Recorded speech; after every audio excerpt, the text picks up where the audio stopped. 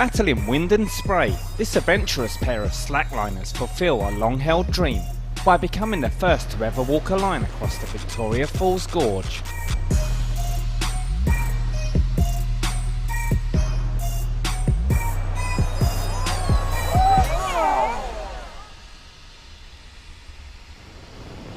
Lucas Imler and Reinhard Kindle took more than 2 years to plan their trip to Victoria Falls in Zimbabwe.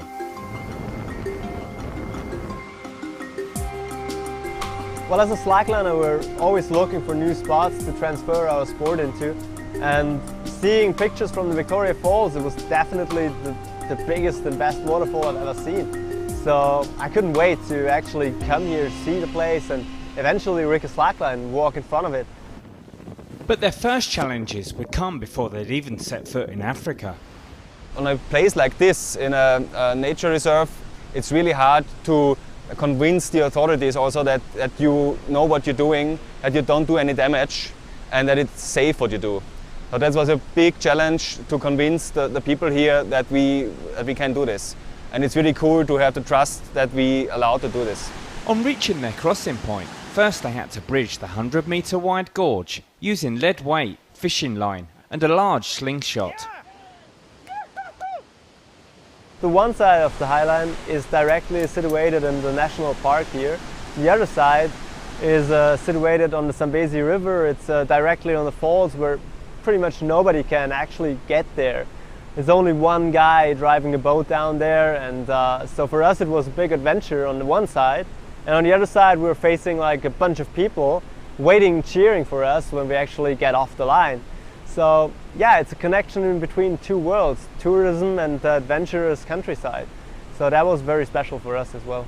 With everything set, the friends toss a coin to decide who will attempt the crossing first. Kindle wins and steps out onto the line.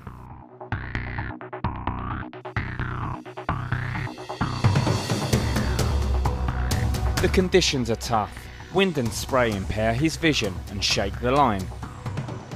Optically it's difficult because the spray comes from the side, and it's like waves, they try to drag you, and obviously the webbing is very heavy because it's soaked with water. He falls several times as Lucas looks on anxiously. But eventually makes it to the other side. Next it is Lucas's turn. The very special thing about slacklining is that it's a dynamic balance. It's not a tight rope, it's not something which is fixed or like stable. It's a dynamic webbing which is movable in every direction. So it's a great challenge to find your way, find the way of the swing and find the balance on it to finally walk it and cross it. He makes the crossing look easy, even stopping to perform a balancing trick halfway across, to the delight of the gathering crowd. In slacklining we call it ascent, when you actually walk the line from one anchor point to the other without a fall. And I managed to send it in both directions. So that was pretty much the reason why we came here.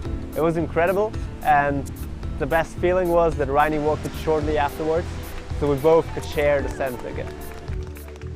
With their dream achieved, the two friends can celebrate. We had a lot of challenges along the way, and we managed to face them all, and being here, walking the line finally, it's just the best reward you can get. But Lucas knows it's not just an achievement for himself and Reinhard. Yeah, it's very important to have a good team to do something big like this. It's not possible to do it on your own, and especially as a slackliner you at least need a second slackliner doing the other anchor, helping you with all the stuff. And finally it's also very, very important to have someone supporting you mentally and physically on the spot. So you need a good friend to do something like this, and Reini is for sure the best friend I could ever have for it.